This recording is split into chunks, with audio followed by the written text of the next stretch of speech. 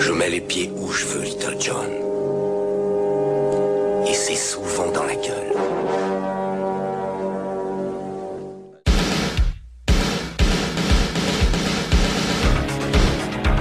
Je connais le kung-fu. Prouve-le-moi. 4e canne. Le petit dragon accroche sa proie. Et avec sa queue, il frappe. Bien joué. Mais une brique ne rend jamais les coups. Bonjour à toutes et à tous et bienvenue dans ce 7e épisode de High Kick dans ton podcast, le podcast qui met les pieds où il veut et c'est souvent dans les oreilles. Et comme à l'accoutumée, mon poteau Seb m'accompagnera tout au long de cet épisode. Alors déjà, comment vas-tu mon cher Seb ? Eh ben je suis très content de te retrouver mon petit Jazz. Ça y est, on repasse dans les films cool. On a encore souffert un petit peu à l'épisode dernier avec Expect No Mercy ou alors Virtual Kickboxing. Vous lui donnez le nom que vous voulez. Mais salut les auditeurs, bonjour tout le monde. Je suis très content de revenir dans ce 7e épisode. Ça passe, hein, mine de rien. Ah ouais, non, ça passe vraiment. Et ça fait plaisir. Donc avant de commencer cet épisode qui va casser des os, on va répéter le concept. Donc on a choisi un film d'arts martiaux dans lequel on va revenir sur une scène qui est pour nous emblématique et qui à elle seule mérite qu'on s'intéresse au film.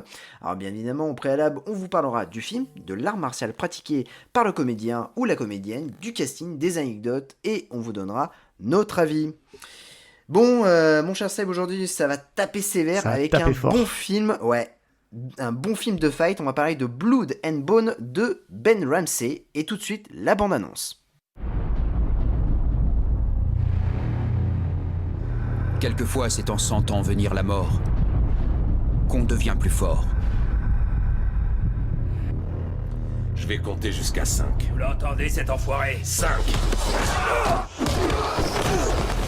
Après 5 années passées en prison, Bone est de retour dans la rue.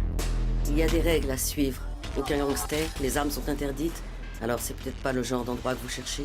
Je dirais que c'est exactement ce que je recherche. Il est ressorti pour se venger.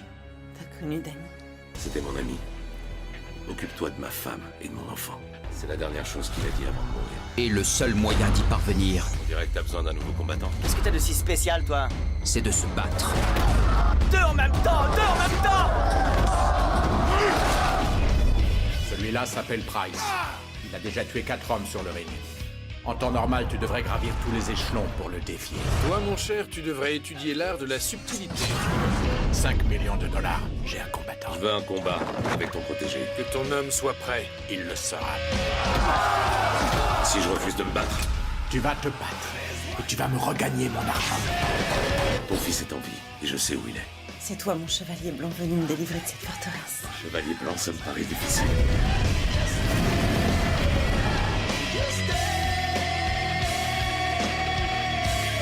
Quel est votre nom ? Appelez-moi Bob. Je suis pas certaine d'apprécier toutes vos connaissances, Monsieur Bone. Moi non plus.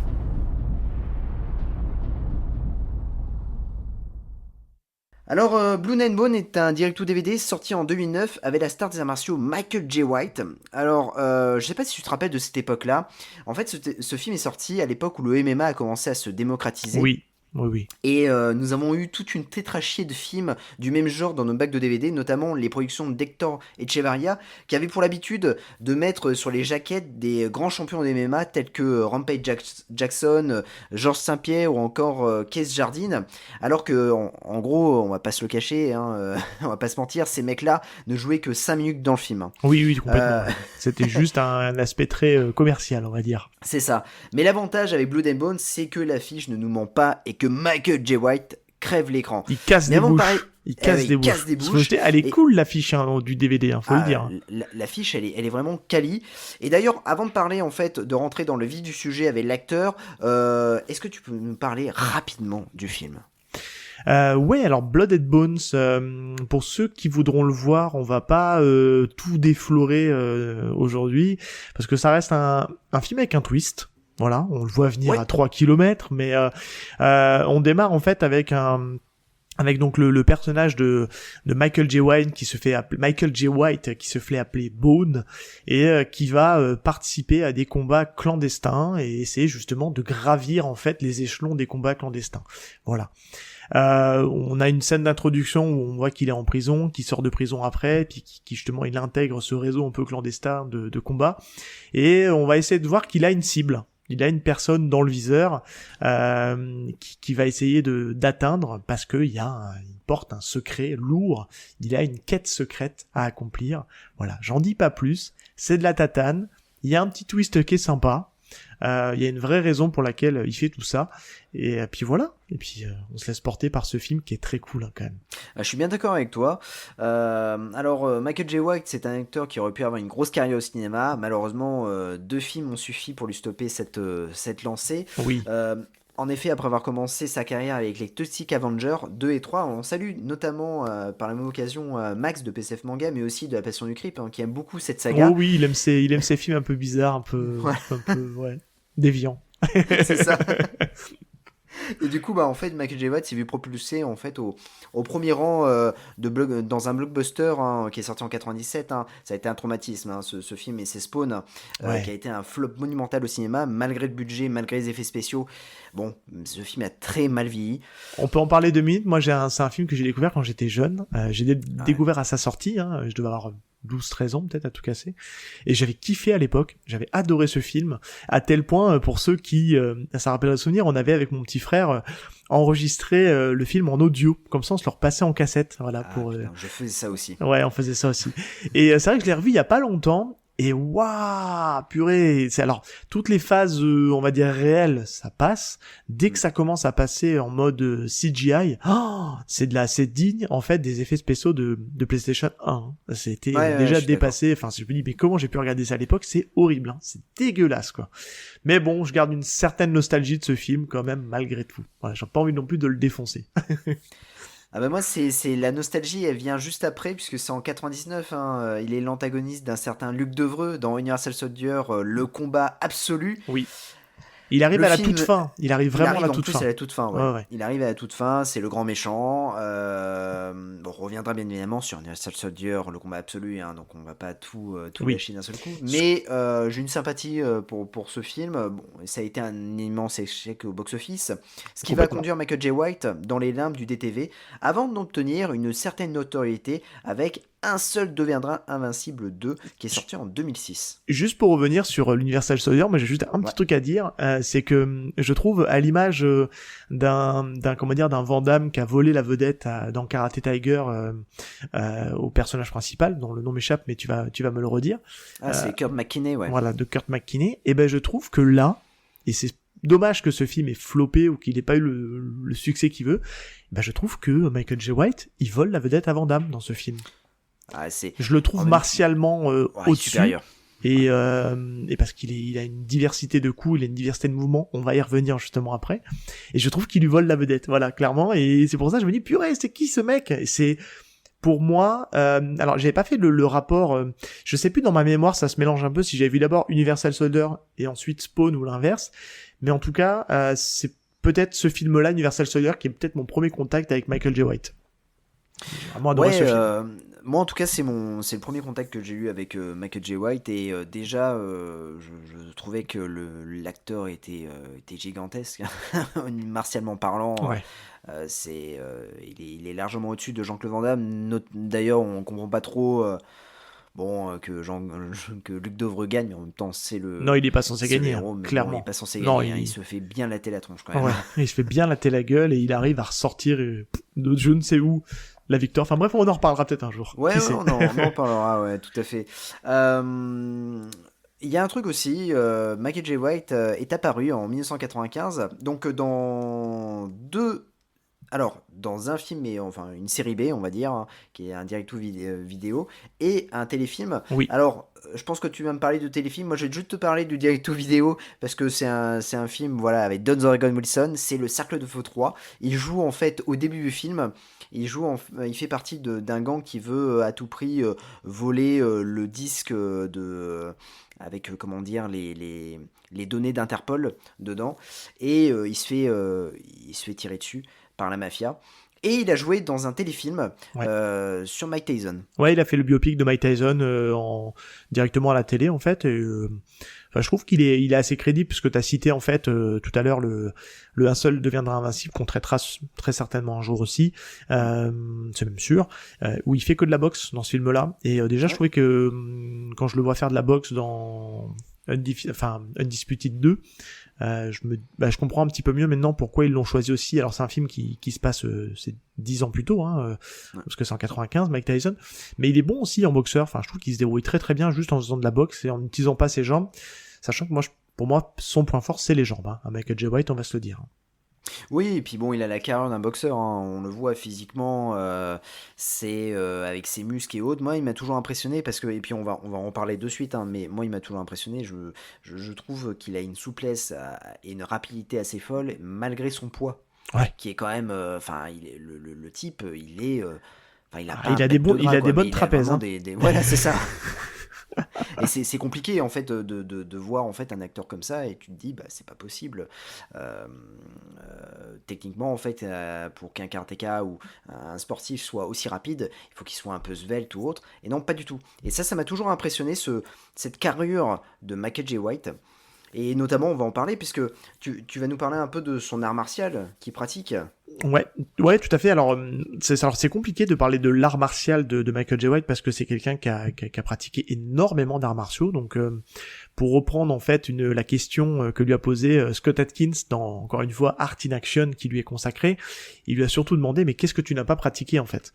Et parce qu'en fait, il détient plusieurs ceintures noires dans plusieurs styles de combat. On va revenir parce que ça va vous faire des rappels à l'épisode consacré à Cynthia Rothrock. Il a aussi fait du Tang Soo Do, il a aussi fait du Kung Fu Wushu, mais aussi du Taekwondo, j'en passe. Mais aujourd'hui, je vais plutôt faire le focus sur un de ses arts martiaux. Alors, il a commencé par le karaté Shotokan. C'est d'ailleurs, je crois, sa première ceinture noire, c'est du karaté Shotokan. Karaté que je pratique aussi à titre personnel, mais il a surtout fait ses armes et d'ailleurs il le dit aussi dans la vidéo, en karaté Kyokushinkai. Alors c'est quoi le karaté Kyokushinkai? C'est toujours un style de karaté qui m'a fait de l'œil, parce que je trouve qu'il est très percutant. Et d'ailleurs, si on prend la traduction de Kyokushinkai, ça veut dire l'école de l'ultime vérité. Alors c'est une branche du karaté qui a été créée en fait. Rapidement, son maître, j'étais regardé sur internet parce que je connais pas, mais c'était Masutatsu Oyama qui a créé ce karaté là, qui est plutôt axé, on va dire, sur l'efficacité. Parce qu'aujourd'hui, il y a un reproche qui peut être fait au karaté Shotokan, au karaté traditionnel, c'est qu'il est peut-être trop traditionnel, très ancré, très bas sur ses positions. Alors que le Kyokushinkai, pour le coup, on est dans l'explosivité, on est dans la percussion, on cherche vraiment l'efficacité. Et ce qui est intéressant quand on le regarde en fait en compétition, parce que c'est vraiment là où c'est le plus intéressant de le voir, il est sans protection. Pas de casque, pas de gants, pas de protège au niveau des pieds, au niveau des tibias, et c'est un karaté qui est très proche, qui est les adversaires ont une distance vraiment très très limitée, et ils ont le droit à tous les coups, pas de poing au visage, pas de coup de coude au visage. Par contre, ils peuvent utiliser les pieds et les mettre où ils veulent, dans les jambes, dans la tête, et c'est peut-être un des karatés qui offre les KO les plus incroyables, les plus sensationnels, on va dire, parce qu'on peut se retrouver à avoir des coups de pied retournés qui terminent en plein dans le visage, dans le menton, et ça claque très très fort. Et donc c'est un art martial en fait, quand vous le regardez, en fait les adversaires sont très proches et ils tournent entre eux. Et ils s'envoient beaucoup de coups de poing dans le corps pour faire c'est un art martial très axé sur le combo aussi, hein. Ils font du coup de poing, du coup de poing, du coup de poing, et tac, ils terminent sur des techniques de pied, des coups de pied sautés et compagnie. Et ça on le retrouve dans le côté dans l'art martial de Michael J. White, parce que c'est quelqu'un qui va user et utiliser énormément de techniques de pied, mais aussi de techniques de poing, et c'est quelqu'un, je trouve, qui se caractérise beaucoup par les feintes où il va faire un coup de poing, bim, il va enchaîner sur un coup de pied. Enfin, je trouve que c'est quelqu'un qui est vraiment hyper intéressant martialement. Il est très aérien aussi, hein, parce que comme tu disais tout à l'heure, il est assez lourd, il est très musclé, mais pour le coup, il arrive à te jeter des coups de pied sautés à hauteur d'un mec. Enfin, je pense à une des scènes dans le film, on y reviendra tout à l'heure, où il arrive à lui loger le coup de pied dans la tête. Le mec doit faire 1m80, donc il a une détente assez monumentale. Et c'est pour ça que j'aime beaucoup, parce que c'est quelqu'un de très complet. Il est aussi bon au niveau des points qu'au niveau des pieds. Donc voilà. Donc ouais, on se concentre aujourd'hui sur le Kyokushinkai parce qu'on sera amené à reparler de lui peut-être dans d'autres épisodes. Mais je trouve que ouais, c'est quelqu'un de vraiment très complet et qui apporte énormément visuellement. Ouais, je suis bien d'accord avec toi. C'est un artiste complet au même titre qu'un Scott Adkins. C'est pour ça aussi qu'on les met toujours ensemble, hein, parce que ils ont des techniques assez similaires. Oui. Et puis des carrures aussi, ouais. Très important, assez similaires. Alors, carrure similaire quand Scott Adkins fait le taf au niveau muscle, parce qu'il expliquait justement dans la vidéo, et elle est intéressante, et d'ailleurs on vous renvoie cette vidéo d'Art in Action, on vous l'a dit, hein, ça sera un peu notre marotte ici, parce que c'est là-dessus, moi je bosse beaucoup, mais alors je l'ai pas dit, hein, mais je me suis aussi pas mal servi de Black Belt, le magazine, il y a en fait le numéro de février 2002, qui se trouve assez facilement sur internet, gratuitement, et consacré justement à Michael J. White, et à côté de ça, j'ai complété avec la vidéo sur Art in Action qui donne beaucoup d'infos, mais il explique justement en termes de carrure, il est tout le temps massif en fait, Michael J. White, parce que c'est presque limite, c'est sa génétique qui est comme ça. Ouais. Scott Adkins, il doit beaucoup taffer pour arriver à être au niveau musculature proche de celle de Michael J. White, parce qu'en temps normal, il le dit, il est quand même assez plus fluent que ce qu'on peut le voir dans Undisputed en tout cas. Donc avant de donner notre avis, on va revenir rapidement sur le casting. On a beaucoup de choses à dire, notamment sur ce casting-là qui est assez exceptionnel, hein. Alors déjà, on va parler du réalisateur, hein. C'est Ben Ramsey, hein. Le pauvre, il a pas réalisé beaucoup de films. Carrière arrêtée net en plein vol. Ouais, on va dire ça. C'est plutôt à la base un mec de l'ombre, hein, au niveau du cinéma. Il a réalisé en 2002 Love and Bullet avec le rappeur Trish. Je sais pas si toi tu te souviens de ce film-là, mais j'ai l'impression en fait. Non. Ce film-là, en fait, il était à chaque fois dans les vidéoclubs ou chez ton marchand de journaux. À des prix défiant toute concurrence. Je crois que ça n'a pas été un immense succès au cinéma. Je crois qu'il est sorti en plus sur un circuit indépendant. Il a rapporté $18,000. Bon. Et puis après, il s'est rattrapé. Il a quand même scénarisé une comédie culte, hein, Big Hit, qui a été une production de John Woo avec Mark Wahlberg et Anthony Sabato Jr., qui a eu un certain succès au cinéma et succès public, mais aussi critique. Et là, c'est le drame. C'est le drame. Nous arrivons en 2009 et là, c'est le drame. Il a scénarisé un film qu'il n'aurait pas dû scénariser. Ouais. Oui. Dragon Ball Evolution. Oui. Voilà, on arrête l'émission. Terminé. C'est fini. C'est fini. Un film pour lequel en fait il s'excusera publiquement, hein, en 2016. Il dira que il a eu le tort d'écrire ce film. Est-ce que tu as des choses à rajouter sur Ben Ramsey? Non, alors ce qu'on peut dire, c'est que ça va faire le lien avec le reste du casting, parce que si vous regardez sur internet, vous le trouvez pas, mais il faut rester jusqu'au crédit de fin pour voir qu'il y a d'autres personnes dans l'ombre qui ont très certainement fait que ce film-là est visuellement très sympathique. Je pense que toute la partie non combat, c'est Ben Ramsey qui le filme, et on va se le dire, c'est pas de la fulgurance, où il y a une caméra qui tremblote pas mal. Mais par contre, vous avez quelqu'un qui est stunt coordinateur, donc coordinateur des chorégraphies, qui est JJ Perry. Qui est un pratiquant d'arts martiaux et qui a aussi notamment réalisé des Shift, qui est très moyen, on va se le dire, mais qui brille par ses scènes de combat, parce que les scènes de baston, les scènes d'action sont vraiment cool. Et on revient encore une fois dans ce cycle de chorégraphieurs de combat, de personnes qui gèrent les chorégraphies des combats, qui commencent à prendre la main sur la réalisation et qui commencent à nous montrer des trucs vraiment très intéressants. Et c'est pour ça que je me dis que le rendu visuel qu'ont les scènes de combat, même si on va en parler après quand on va donner notre avis, parce qu'il y a quelques effets cinématographiques que moi je suis pas trop fan, qui ont un peu vieilli, mais qui sont assez innovantes pour l'époque, on va dire. Donc je pense que JJ Perry a fait que les scènes soient vraiment très cool. Et d'ailleurs, je fais juste un petit rappel sur le côté angle de vue et puis la façon de filmer les scènes de combat. C'est d'ailleurs, et je pense que Michael J. White a dû certainement aussi mettre un petit peu son grain de sel là-dedans, parce qu'il explique justement dans la vidéo qu'il peut des fois passer pour un trou du cul, parce que c'est comme ça qu'il le dit, il dit asshole à plusieurs reprises, mais il est chiant parce qu'en fait, il veut absolument que les scènes de combat rentrent bien. Et c'est vrai qu'elles rentrent bien dans ce film, et c'est ce qui fait que ce film est cool, parce que, il faut se le dire, on peut très bien avoir un bon pratiquant d'arts martiaux, mais s'il est mal filmé, bah ça va être nul. Et ça va être vraiment quelque chose qui a un rendu très moyen. Et là-dessus, il est vraiment chiant, lui, là-dessus, parce que il veut vraiment que on filme d'une certaine manière pour que ça rende honneur à sa façon de se combattre. Et il dit, ça peut paraître quelque chose de très prétentieux, d'avoir un ego surdimensionné, mais il me dit non, c'est que je veux que le rendu soit bien. Et je pense que l'alliance entre J.J. Perry et le grain de sel de Michael J. White fait que ce film-là, en termes visuels, est bien. Et ça, on le doit pas malheureusement à Ben Ramsey. Ouais, et puis là tu parles de J.J. Perry. J.J. Perry, c'est un grand cascadeur, et en fait, il fait partie de la bande à Daniel Bernard, puisqu'il a joué dans Mortal Kombat Conquest, hein, où il joue le rôle de Sub-Zero. Oui. Et il joue aussi dans Mortal Kombat Destruction Finale, où il joue le rôle de Scorpion. Oui. Mais attention, et puis bon, bien évidemment, Bloodsport 3. Oui. Il a été aussi cascadeur pendant ce film-là. Mais attention, il a été cascadeur aussi pour Best of the Best 2. Oh. Puisque c'est la doublure officielle de Eric Roberts. Oui, désolé, je casse un mythe. Ah non. Attends, ouais. Non. Eric Roberts ne sait pas se battre. Non, il ne fait aucune scène de combat, Eric Roberts.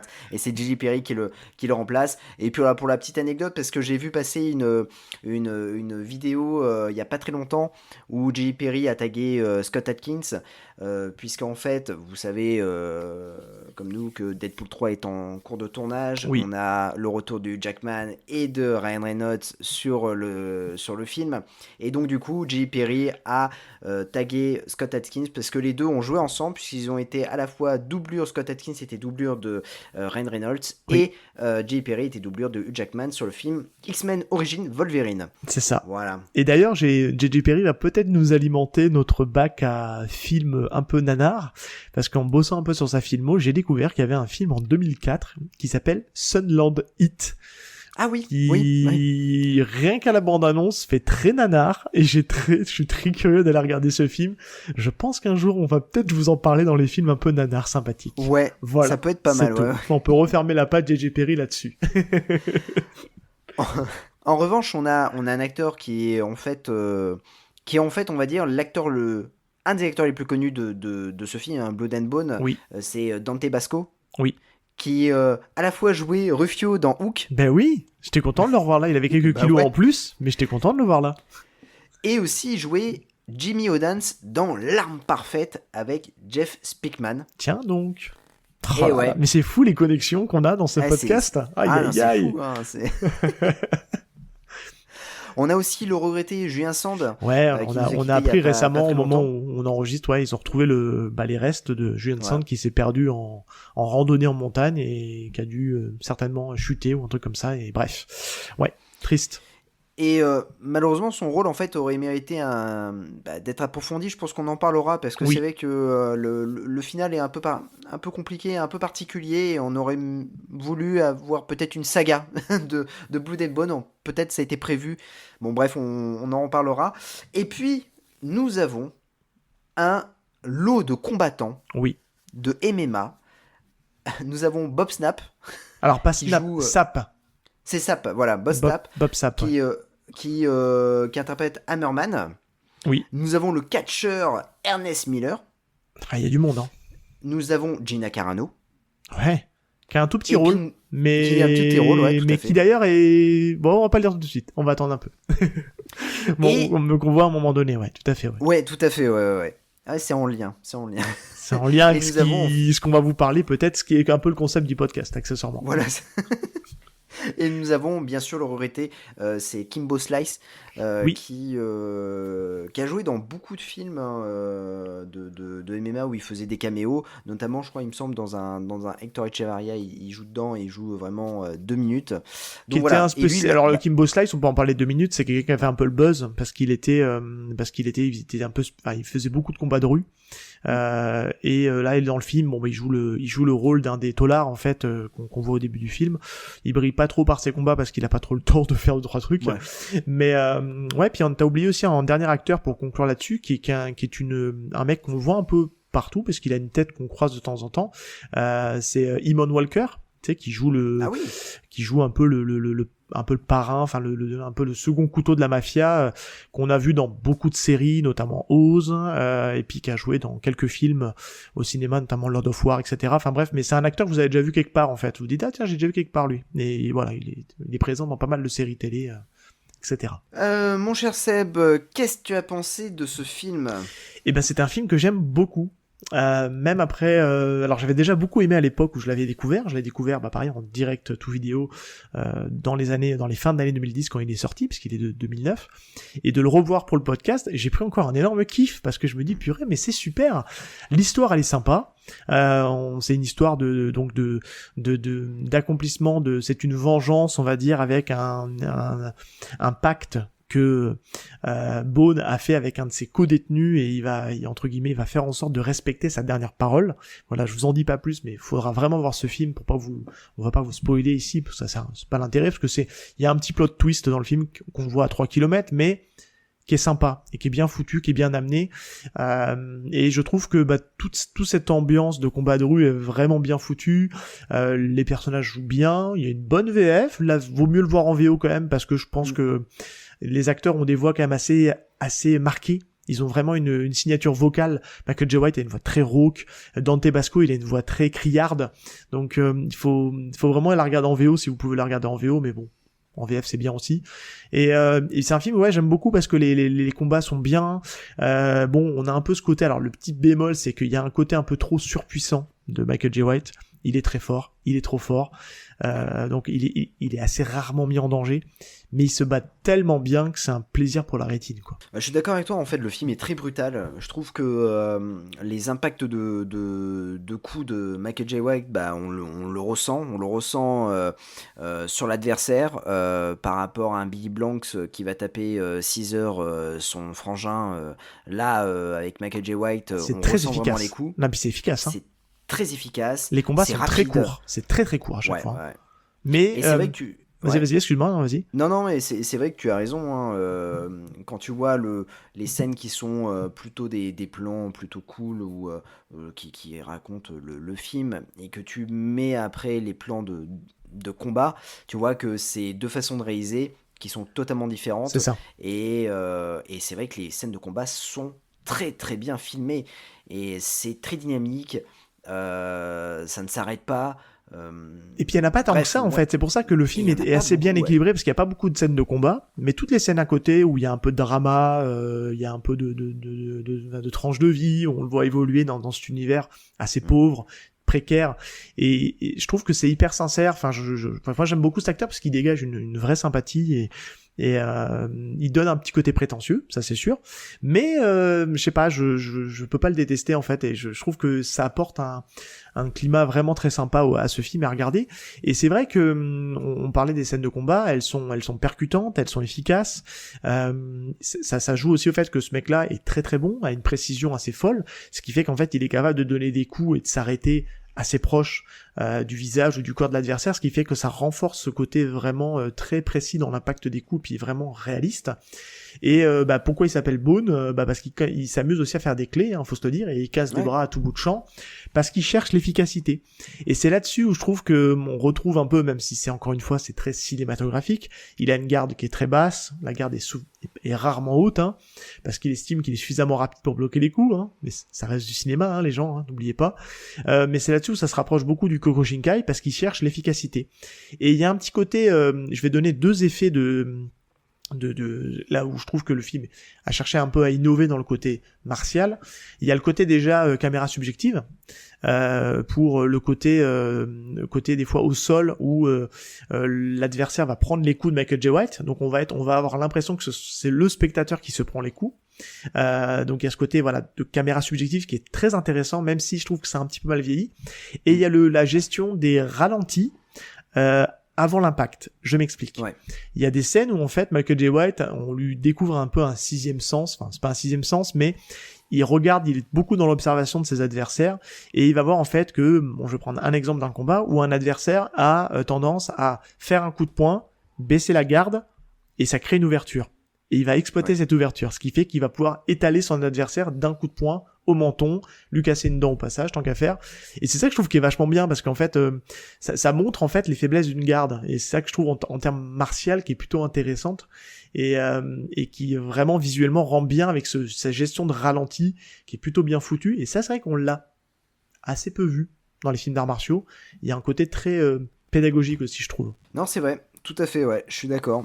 Je suis totalement d'accord, mais on retrouvera un peu, ouais, dans la carrière de Michael J. White des films comme ça, où en fait son sport avant d'attaquer est très posé, puisqu'il va vraiment expliquer tous les gestes qu'il va faire, et il a un certain respect des arts martiaux par rapport à certains films où on voit des combattants qui vont faire des arts martiaux et puis basta, on n'en parle plus. Lui, il est vraiment posé, il est vraiment réfléchi dans ce qu'il fait, et il explique toujours, enfin, soit par un visuel, donc un flashback, ou soit par une explication, notamment dans la saga c'est Never Back Down, où il va vraiment expliquer ce qu'il fait, l'impact que ça va avoir sur l'adversaire, bref. C'est ce que j'apprécie vraiment dans la filmographie de. Il est dans le partage en fait, même dans même dans ses films, il est dans le partage. Après, c'est vrai qu'il joue toujours un peu le même personnage, c'est un personnage très puissant, rarement mis en danger. Voilà, limite un peu cheaté si on parle en langage un peu jeu vidéo. Mais pour clôturer, si vous voulez en apprendre un peu plus sur Michael J. White, il a aussi sa propre chaîne YouTube, hein, où il donne des tips et compagnie. Et ce que j'aime bien aussi avec cet acteur-là, c'est qu'on va commencer à revoir, et c'est là-dessus on va terminer sur l'avis du film, ses signatures, ses coups signatures. Ah oui. Voilà. Oula. Donc moi j'ai deux trois coups signatures que j'aime bien, c'est les coups donc de feinte de jambe avant, coup de pied jambe avant, feinte Maigeri, et il termine sur un Tsuki, donc sur un coup de poing, et il a ce fameux coup de pied aérien en fait, où il va pouvoir enchaîner 3-4 adversaires, où il va en l'air mettre l'équivalent de 3-4 coups de pied selon les situations. Et bon, on sait que là pour le coup, c'est filmé de telle manière qu'il est très loin en fait, hein, il touche pas les adversaires, c'est pas du tout réaliste, mais c'est un coup de pied qu'il va refaire très souvent dans sa filmographie, d'enchaîner un espèce de double coup de pied en l'air avec un troisième qui termine. Enfin, c'est vraiment très graphique, et c'est ça que j'aime bien dans cet acteur là, parce qu'il a des coups de pied très esthétiques. J'aime beaucoup ces coups de pied. Enfin, je trouve que niveau des jambes, il est vraiment bon. En plus, c'est super rapide. C'est ça qui est cool, parce qu'il y a certains acteurs qui ont essayé de faire ce genre de coup de pied, notamment, je crois que c'est Philippe Ray qui essaye de le faire dans Best of the Best 3. Je crois qu'il y a Billy Blanks dans Back in Action qui a essayé de le faire. Ça rend moins mais bien, c'est du ralenti et autres. Là, c'est bam bam bam. C'est de la rapidité, et, du dynamisme, et généralement, en fait, ce genre de coup de pied, c'est toujours bien réalisé, c'est toujours bien mis en valeur, et c'est ça qui est plutôt. C'est ça qui fait la force de ce film-là. Cool. Hein. Clairement, il est bien filmé, et c'est ce qui fait qu'il est plaisant à regarder. Le scénario est cousu de fil blanc, c'est sûr, c'est très convenu, mais c'est cool. Et le bémol, on va le dire tout de suite, c'est que il y a des personnages, le personnage notamment de Julien Sand qui n'est pas du tout développé, et on a vraiment l'impression qu'il est là parce qu'il est à la tête d'une organisation, et que on pourrait supposer qu'il va avoir plus d'importance dans la suite, parce que c'est vraiment fait comme ça. Et le personnage part à la fin pour d'autres aventures, et on se dit on va le retrouver. Et on aimerait le retrouver, enfin moi je suis prêt à signer, mais la question c'est, est-ce que le film a suffisamment marché en direct ou vidéo ? Je sais pas. Pas les chiffres. On n'a pas les chiffres, c'est très compliqué d'avoir les chiffres en DVD, mais moi j'aurais bien vu une suite, hein. Je signais pour une suite en tout cas, moi. De toute façon la fin est ouverte, et l'apparition de Julien Sand montre très clairement que y a une organisation, et que du coup ils ont bien en tête Michael J. White. Donc le personnage de Michael J. White. Ça conclut l'histoire, on va se le dire quand même les auditeurs, hein, ça conclut l'histoire, mais on se dit que on aurait pu retrouver Bone dans d'autres aventures, quoi. Vous prenez un épisode du Rebelle, c'est exactement pareil. C'est-à-dire que un épisode du Rebelle avec un fil rouge, voilà. C'est ça. Et mais oui, on aurait préféré avoir une suite. Après, je sais pas du tout si le film a fonctionné. C'est vrai qu'il est très rare à trouver en DVD. Alors ouais, C'est, il existe en marché d'occasion. J'ai Voilà, quand c'est même pas ça. mal essayé de voir les caches et compagnie pour essayer de le trouver. Alors je l'ai regardé sur internet, hein, on l'a sur YouTube notamment. Mais c'est vrai que vous pouvez le trouver sur des trucs comme Vinted et compagnie. Il y a quelques DVD qui traînent. Il n'y a pas de Blu-ray a priori, enfin en tout cas pas en France. Peut-être qu'il y a un Blu-ray je crois qu'il y a un Blu-ray aux États-Unis, il me semble, qu'il a été édité en Blu-ray. J'ai un doute. Ça sera à vérifier et à confirmer. Mais en marché de l'occasion essentiellement, c'est très compliqué de le trouver en neuf ailleurs en tout cas. Bon, Seb, es-tu prêt? Et je suis prêt, monsieur.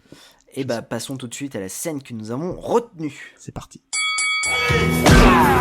Alors, quelle scène nous avons choisi? Est-ce que nous avons choisi la scène finale? Non, monsieur, nous n'avons pas choisi la scène finale. Alors pourquoi? Parce qu'elle est, elle est pas étonnamment rythmée, plus lente. Elle est beaucoup plus lente. Et je la trouve finalement, vous le savez maintenant, vous commencez à le savoir au bout de 7 épisodes, on aime bien les 1 contre 1, les versus fighting et compagnie. Mais je trouve que, alors son adversaire est très bon, puisque c'est un pratiquant des MMA, entre guillemets le boss de fin. Mais c'est vrai que c'est pas celle-là qu'on a retenue parce qu'elle est sympa, mais elle est quand même encore assez vite expédiée. Et je sais pas, moi, elle m'a pas. Moi, j'étais vachement déçu. J'ai re-regardé toutes les scènes avant qu'on fasse l'épisode pour vraiment être sûr que celle qu'on a choisie c'est vraiment celle-là. Et c'est vrai que je l'ai pas. Je me dis elle est bien, mais j'ai préféré une autre. Alors pourquoi on a choisi celle-là? Parce que globalement toutes les scènes, on l'a dit, elles sont assez expédiées. Donc on n'a pas beaucoup de choses à se mettre sous la dent. C'est super à regarder, c'est très beau. Mais d'arriver à déblatérer et de se dire c'est celle-là qu'on a choisie, pourquoi? Parce qu'il a mis un coup de poing et terminé. Donc bon, on va dire que ça casse aussi un peu le concept du podcast. Donc en fait, on a choisi encore une scène où notre héros va finir sur un 1 contre 10. Je crois que c'est à peu près ça. Comment ça se passe? En fait, on est au début du film. On est à peu près à une vingtaine de minutes. Je crois que c'est entre 15 et 20 minutes du film. Ouais. Notre personnage de Michael J. White qui fait donc une collaboration avec le personnage de Dante Basco qui s'appelle Pinball, je crois de mémoire, c'est ça? Il me semble. Ouais, il me semble, ouais. Il a peut-être un nom en VF, mais bref, c'est Pinball. Il continue en fait à gravir les échelons de l'underground. Pour justement essayer justement d'aller atteindre le boss de l'underground que tu as dit tout à l'heure, qui est joué par Bob Sapp, qui est Hammerman. Et dans cette action-là, ils vont donc rencontrer le personnage qui est joué par Francis Capra. Et on n'en a pas parlé dans le casting, mais Francis Capra, vous le connaissez aussi, parce que c'est pareil, c'est une gueule connue de la série télé. C'est un mec qui joue essentiellement l'hispanique méchant. En grosso modo, on l'a affublé de ce titre-là.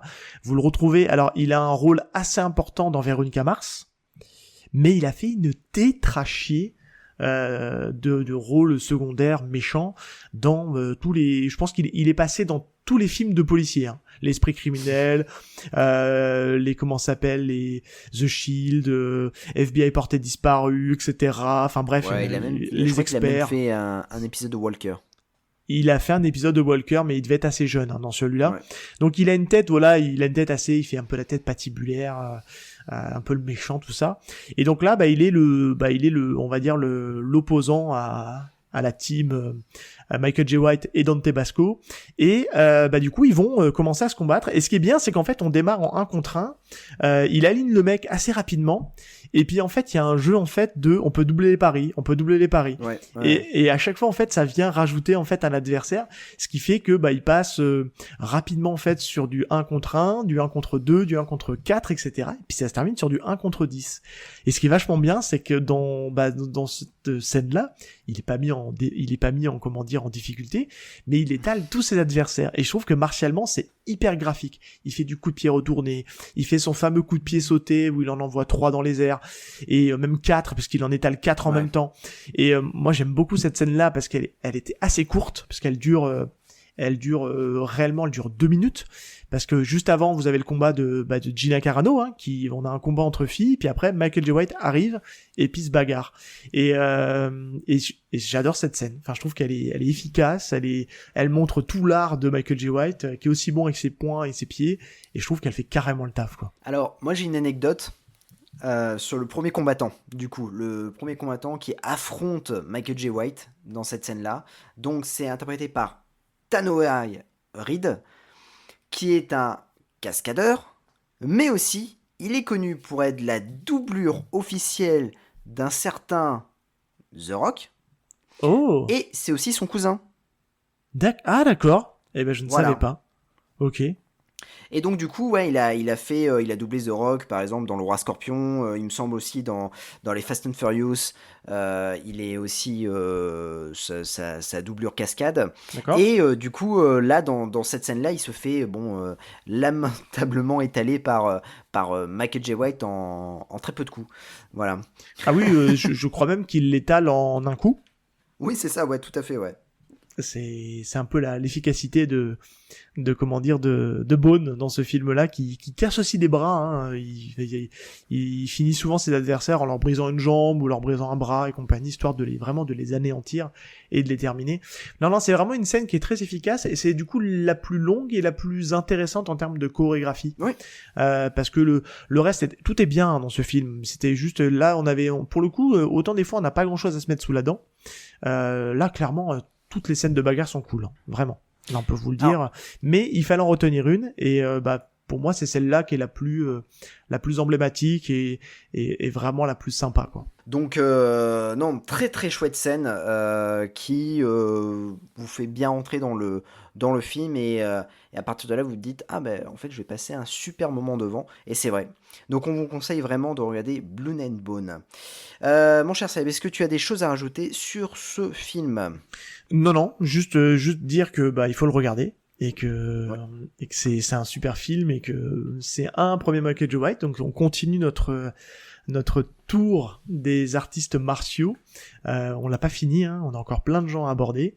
Mais en tout cas, je trouve c'était cool de pouvoir rentrer dans Michael J. White avec Blood and Bones, qui est pas son film le plus emblématique, qui reste un de ses gros films, mais il y a encore plein de trucs à voir derrière. Ouais, non, il y a une belle carrière à voir pour Michael J. White. En tout cas, voilà, c'est la fin de ce 7e épisode. Oui. Je suis très content parce qu'on a vraiment parlé de Blood and Bone, et pour ce 6e épisode, on a parlé de Michael J. White, et ça me fait plaisir parce que c'est vraiment un acteur que j'apprécie énormément. Ouais. J'espère que cet épisode vous aura plu. N'oubliez pas de mettre 5 étoiles sur vos applications de podcast afin que l'on soit référencé. Et nous, Seb, on se retrouve dans 15 jours avec un film qui possède un beau face-à-face. Un beau face-à-face, on peut vous donner un indice, c'est un acteur chinois, j'allais dire hongkongais, mais qui fait sa carrière américaine face à un chauve. Un chauve assez connu du film d'action, copain à Stallone, voilà, bref, je vous en dis pas plus, mais... Vous avez qui a été chauffeur de voiture. Ah oui, il était chauffeur, c'est vrai. C'est vrai. Ah, c'est un super indice. Mais c'est pas celui-là qu'on va parler, c'est pas le chauffeur. Mais c'est un film assez cool quand même. Et j'ai très hâte de le voir pour le podcast en tout cas, et qu'on vous en parle aussi, et ça va être cool. C'est un joli face-à-face, ouais. Et ben ça marche. Écoutez, on vous dit à dans 15 jours. Ciao. Salut tout le monde.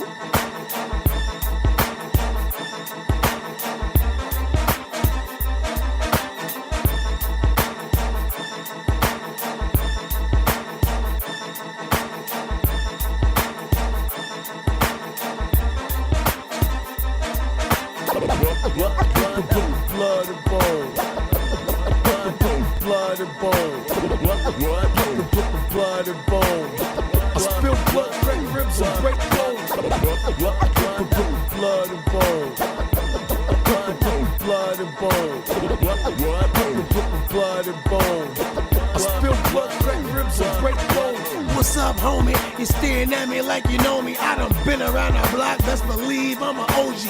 Quiet at my mental, went sapped by the Bodie. So now I say center even when I'm exploding. I try to be a peaceful man. No gun, I'm a beast with the hands.